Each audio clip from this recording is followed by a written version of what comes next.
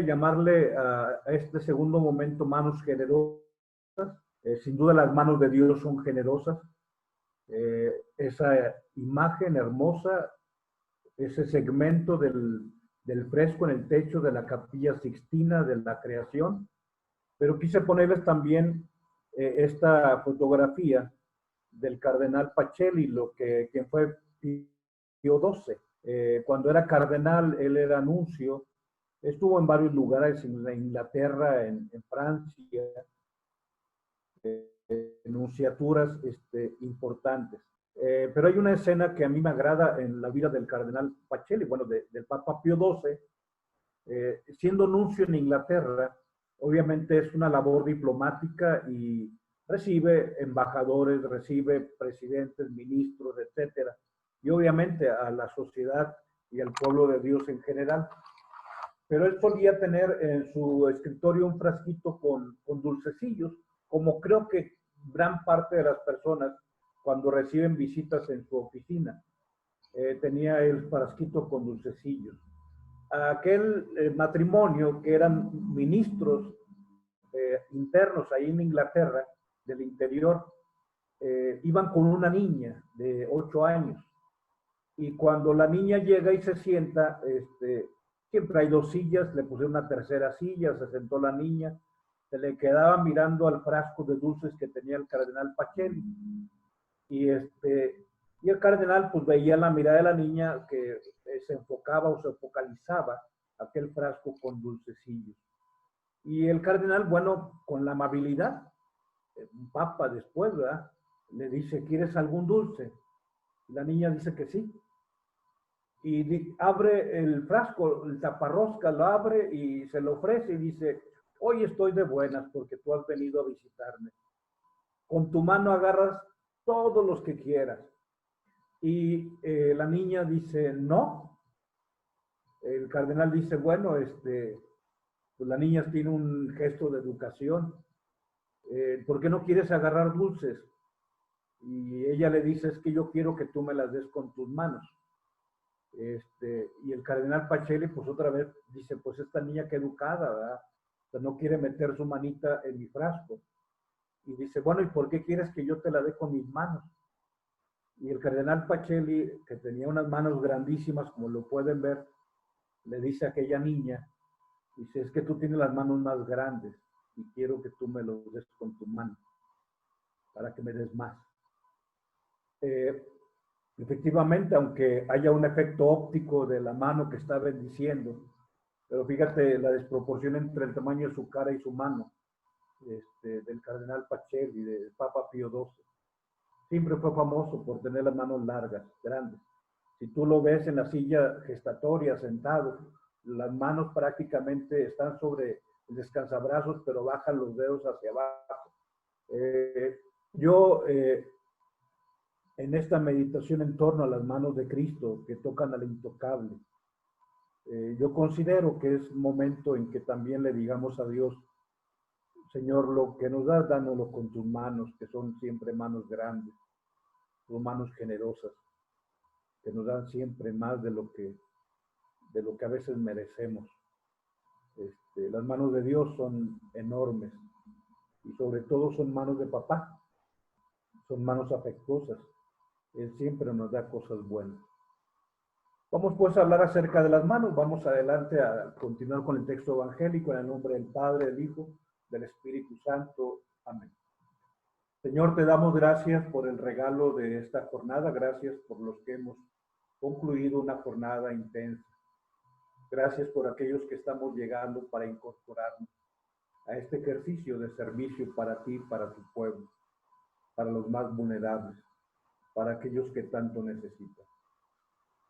Danos, Señor, tu luz para aquello que tenemos que realizar, quienes dejamos este call center y quienes lo iniciamos.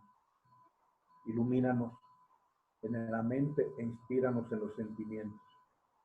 Que sintamos el regalo de que a través de esta estructura telefónica seamos esas manos por las que tú quieres bendecir a tu pueblo.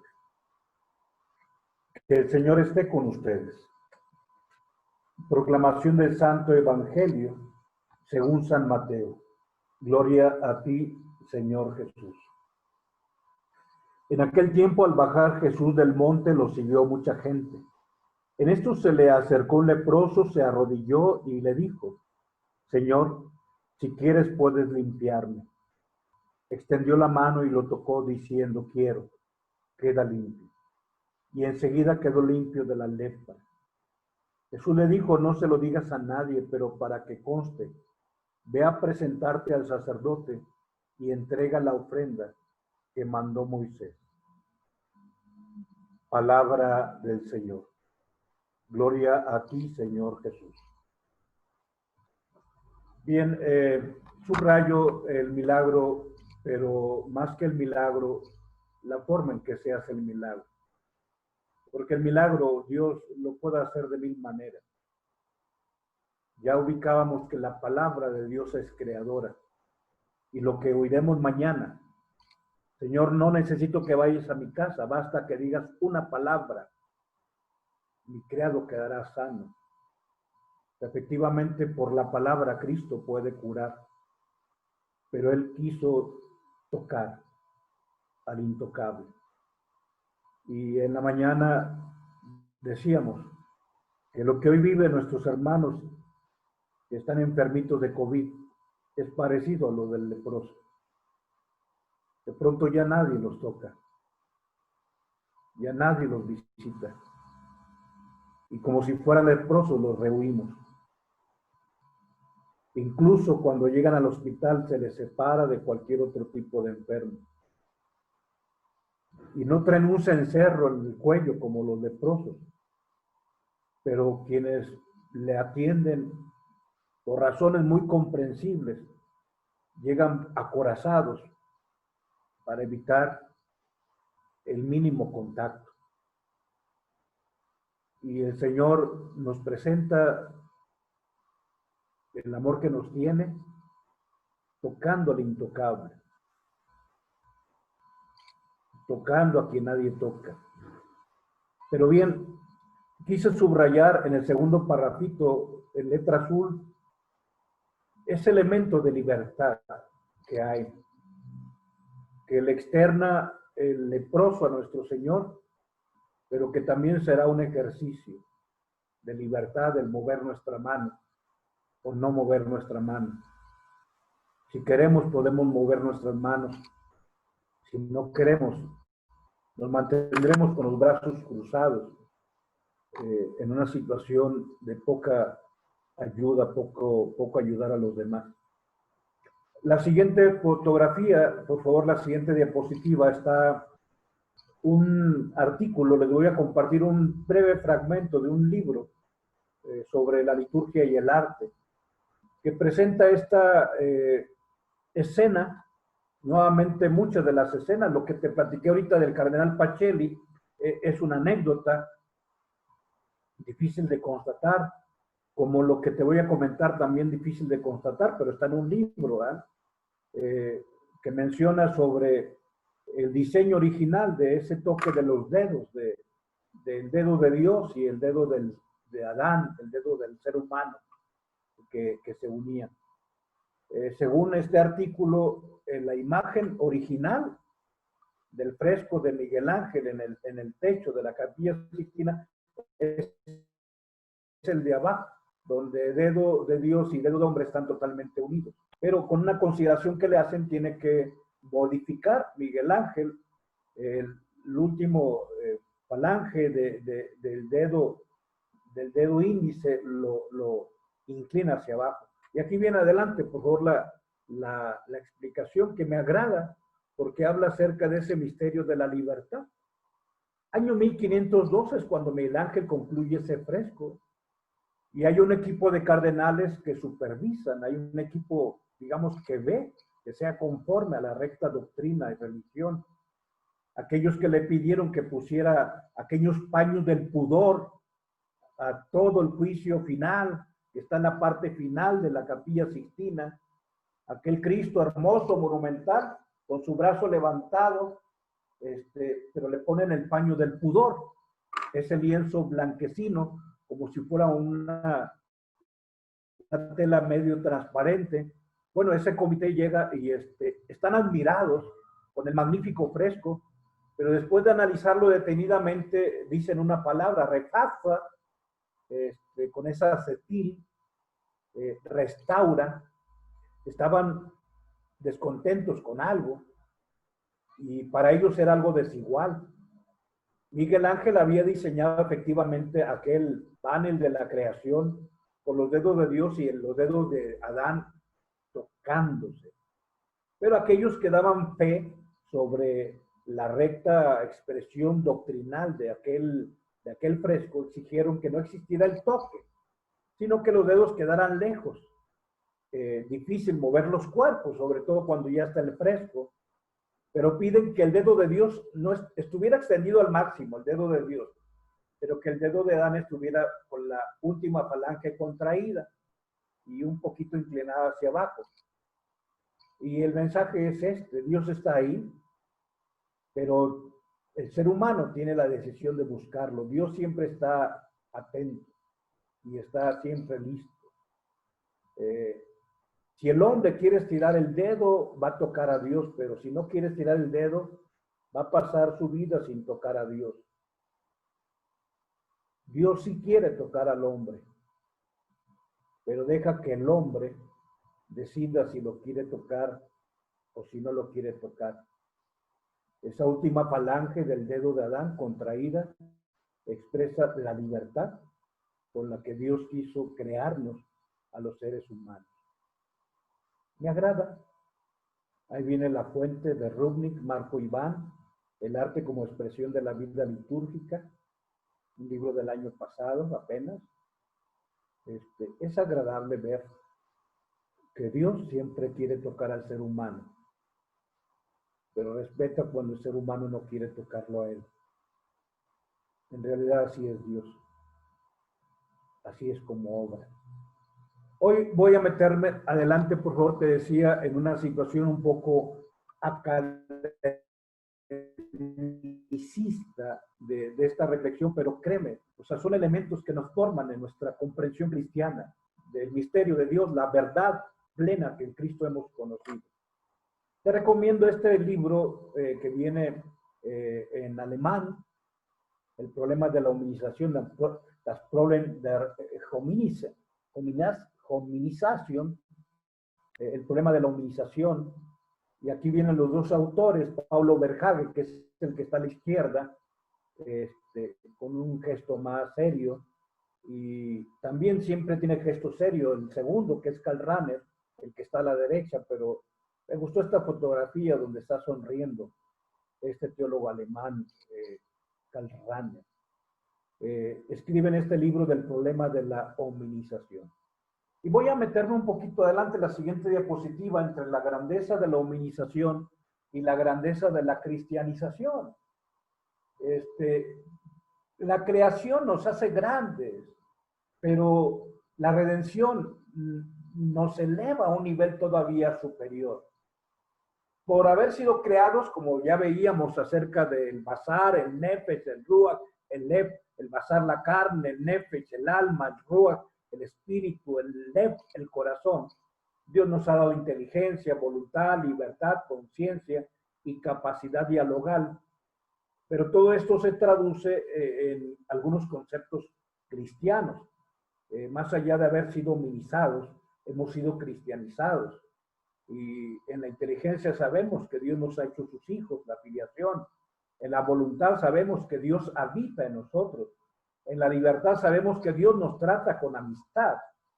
O sea, Dios, si no lo quiero tocar, Dios respeta que no lo quiera tocar. En la conciencia Dios nos da su paz, pero en el elemento dialogal Dios nos da la capacidad de orar. Hemos sido seres creados a imagen y semejanza de Dios, que es la hominización, pero hemos sido seres redimidos en Cristo, que es la cristianización. La siguiente pregunta, ya con la referencia bibliográfica, la siguiente diapositiva. La pregunta es, ¿qué es lo que hace que tú y yo seamos seres humanos y no homínidos o animales o bestias? Adelante, Fer, por favor, la siguiente diapositiva. ¿Qué hace al ser humano ser un ser humano y no una bestia? te recomiendo que leas este libro de Karl Rahner y Pablo Verhage, ahí viene Historial Ediciones Cristiandad, es un buen libro, es un libro de teología y sobre todo, más que de teología, un libro científico, maneja muchas cuestiones científicas, cuestiones de paleontología, pero pues es un buen libro que sintetiza el elemento científico, o voy a decirlo de esta manera, que hace dialogar la ciencia con la fe. O sea, lo que dicen todos los descubrimientos científicos y lo que afirma nuestra fe. Por eso es un buen libro. O sea, porque une y da los datos científicos, pero esto los hace platicar con lo que en la fe tú y yo conocemos.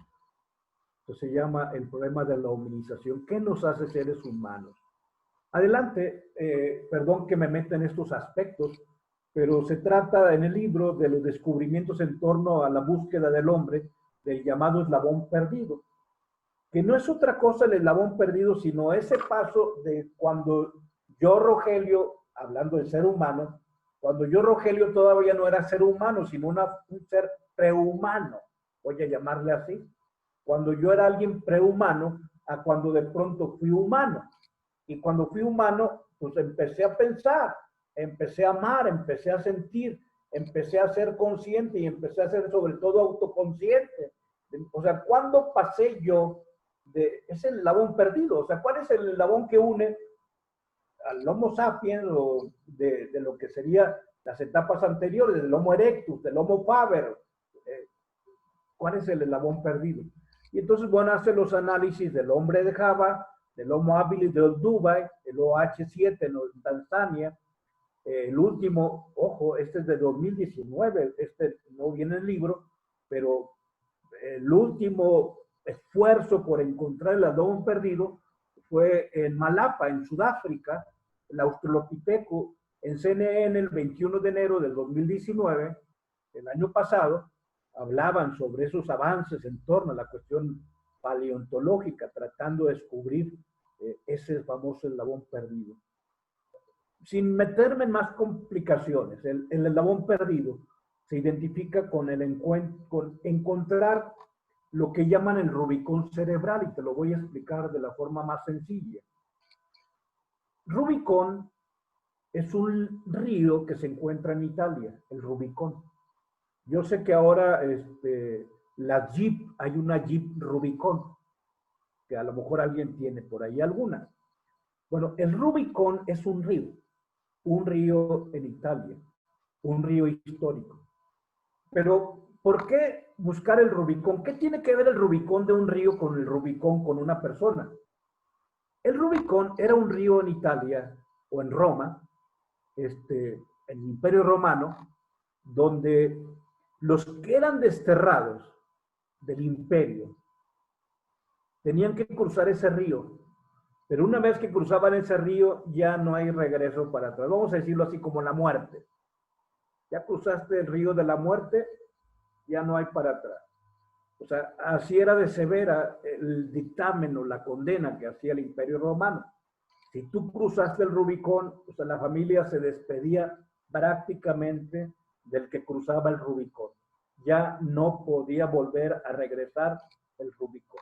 Bueno, esto que se hacía socialmente, porque el Rubicón es un río nada más, pero lo que acontece con la práctica social es lo que quiere identificar el científico. O sea, cuando el hombre cruzó esa frontera y ya no regresó a ser chimpancé, por decirlo así. O sea, cuando cruzó ese río y se convirtió en ser humano y donde ya no hay regreso para atrás. Por eso le llaman Rubicón cerebral, que de una manera especial lo argumentan hablando de una capacidad craneal. Por eso buscan los cráneos, porque ahí es donde buscan el eslabón perdido. Cuando haya un cráneo que tenga los adecuados vestigios de que procede de las etapas previas a la aparición del ser humano, pero ese cráneo sea con una cavidad craneal que permita 800 centímetros cúbicos en ese cráneo de ese eslabón perdido, dicen, este es el eslabón perdido. Aquí está una cavidad de 800 centímetros cúbicos que le permite, de acuerdo a nuestra capacidad de entendimiento, de que este ser humano con 800 centímetros cúbicos podía pensar y podía decidir y podía realizar funciones como el lenguaje, que es una función también propia de nuestra hominización. Solamente como un dato para que tú puedas ubicar, generalmente nuestro cerebro o nuestro cráneo en la etapa adulta llega a tener de 1200 centímetros cúbicos a 1300 centímetros cúbicos de masa encefálica. Algunos somos más cabezones que otros. Eso no significa que seamos más inteligentes, porque dicen que el ser humano apenas usamos el 10% de lo que Dios le dio en capacidad de desarrollo en cuestión de nuestro cerebro. Pero bueno, ellos dicen, bueno, no lo han encontrado. El eslabón perdido sigue siendo el eslabón perdido. Y seguirá siendo el eslabón perdido. Digamos, o sea. ¿Cuáles son los elementos que permitirían hablar de que alguien ya es un ser humano? Ya voy a terminar toda esta cuestión abstracta para aterrizar en nuestra vivencia cristiana. Adelante. Son 4 elementos los que permitirían que Rogelio, voy a decir, Maguila, Rogelio, Gorila, o sea, son 4 cosas que harían que Maguila, Rogelio dejara de ser Maguila, Rogelio. O sea, primero, posición erguida, el Homo erectus. Segundo, la función de las manos, que es a donde vamos. Estamos hablando de las manos. Se habla del Homo faber. Tercero, el Rubicón cerebral, que habla del Homo sapiens. Y cuarto, el lenguaje. Hace que la persona sea un Homo dialógicus. Ese es el cuarto aspecto. Fíjate que de los 4 elementos del paso de lo humano a la hominización, yo subrayé 2. El segundo, que es la función de las manos, y el cuarto, que es la cuestión del lenguaje. Porque el lenguaje lo vamos a hablar mañana. O sea, hoy Jesús realiza un milagro con sus manos. Toca al intocable, pero mañana realiza un milagro con su palabra. O sea, porque la palabra tiene poder. Demasiado poder, pero lo veremos mañana, en la mañana, porque acuérdate que a las 2 de la tarde tenemos la Santa Misa. Entonces, mañana, primero Dios, comparto ese segundo término. Pero ahorita de forma rápida, la posición erguida, el Homo erectus, habla precisamente de alguien que ya no usa sus extremidades superiores para desplazarse, porque cuando uno usa las extremidades superiores para desplazarse, cuando no es un Homo erectus, cuando no es capaz de desplazarse solo con extremidades inferiores, o sea, generalmente tener las manos como un generar atracción y movimiento, va muy unido. La posición erguida con segundo la función de las manos, en donde las manos se convierten en un elemento humano. El changuito pues sí puede abrir la banana, pero yo puedo, digamos, fabricar, digamos, yo me puedo poner en una imprenta a comprimir las hojas y puedo yo también forrar, digamos, ya son capacidades que tenemos los seres humanos. O sea, tenemos ese regalo. Tercero, ya te decía lo del rencor cerebral. Y cuarto, lo del lenguaje, que te digo mañana, primero Dios, vamos a compartir. Vamos a ver la siguiente frase de Santa Teresa de Ávila. Dice, estando un día en oración, quiso el Señor mostrarme solas las manos, con tan grandísima hermosura, que no lo podría yo encarecer. Yo creo que de las cosas que tú y yo más disfrutamos en algún momento de oración es ver una imagen de un rostro del Señor, pero también cuando uno ve las manos de Cristo, y quizá esas manos que han sido perforadas,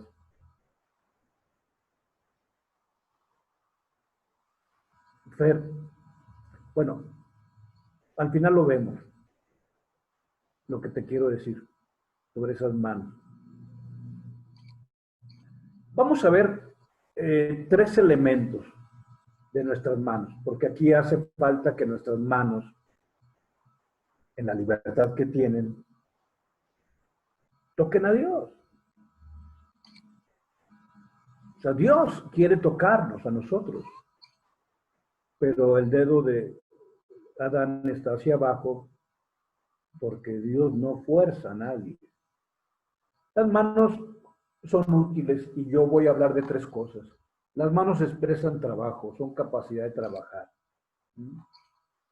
Las manos, segundo, son un instrumento de relacionarnos, de saludarnos, de relacionar las personas. Pero un tercer elemento que también es importante es que las manos son también un signo de comunicación. Lo primero, el trabajo. Más allá del Homo Faber que ya te hablaba y más allá de recordar que te acuerdas que tú eres censor cuando le pedí a alguien que fuera admitido en la ciudadanía romana, él le decía, muéstrenme sus manos. Y si las manos estaban encallecidas, dices, tú puedes ser ciudadano romano, porque tú trabajas. Tú que tus manos no se ven ni siquiera que hayan un día agarrado un asadón, a ti no te acepto. O sea, era el juicio de Catón el censor. Yo sé que hoy los trabajos son tan diferenciados en cuestión del uso de las manos, pero aún así, o sea, benditas manos de cirujano.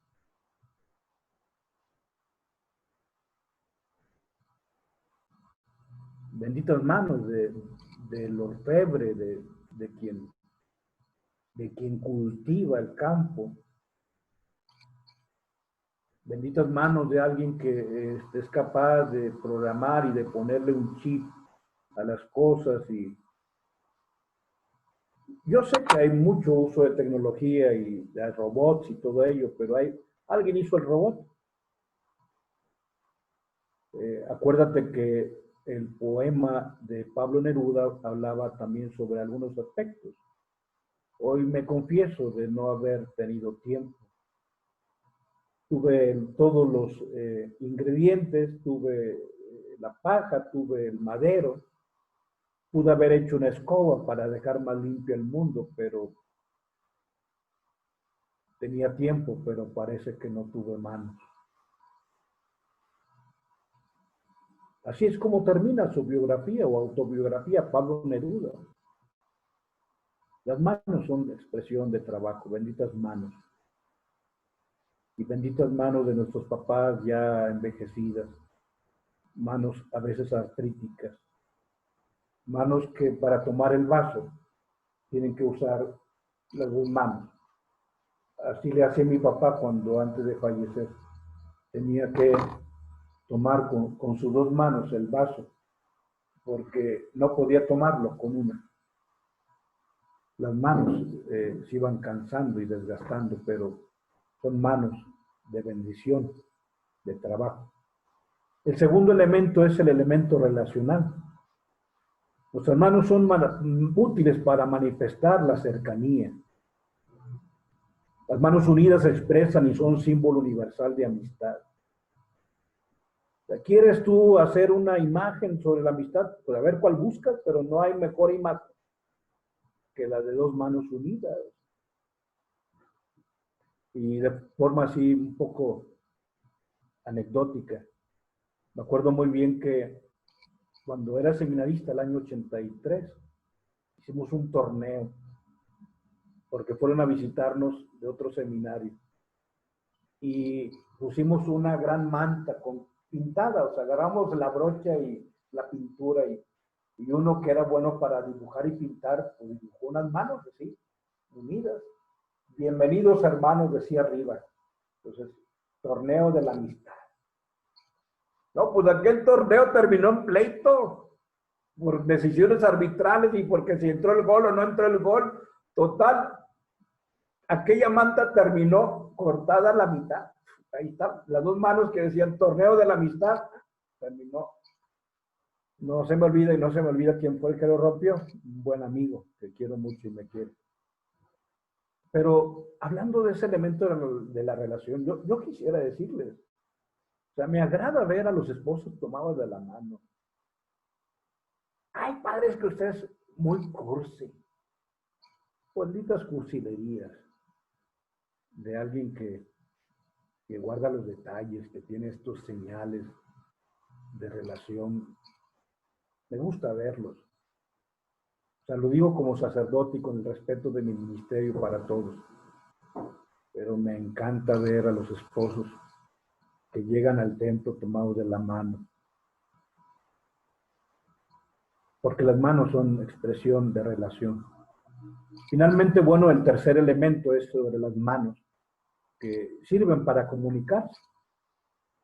Si no, pregúntale a la chancla voladora. Apenas levanta la chancla y... O sea, las manos son expresión de comunicación.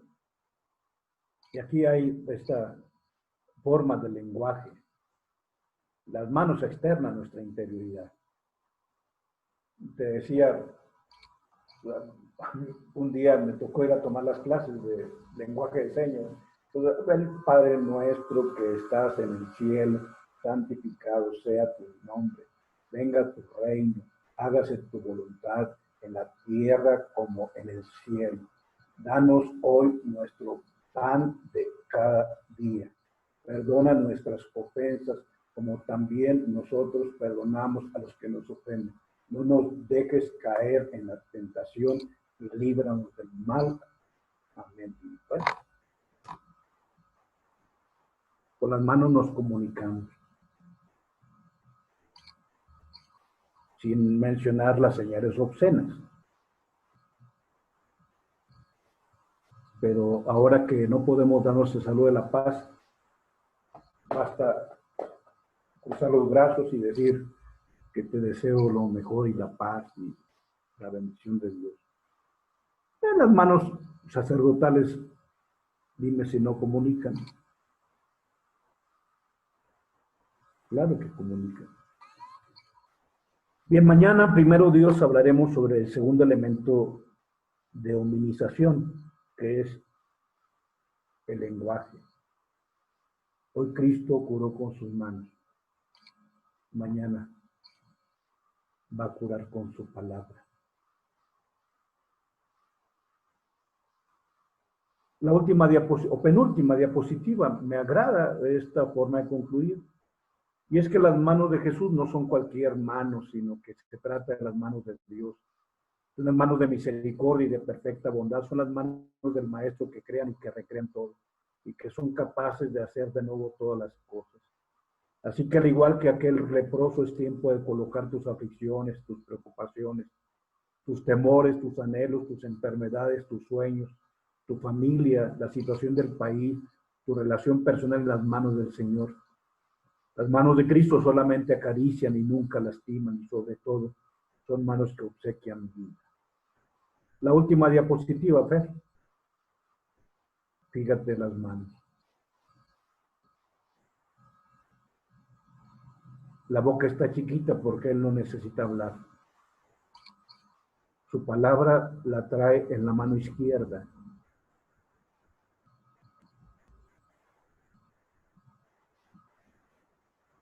Y en la mano derecha nos está bendiciendo. Esas enormes manos. En nombre del Padre, del Hijo y del Espíritu Santo. Amén. Oiga, pues muchas gracias.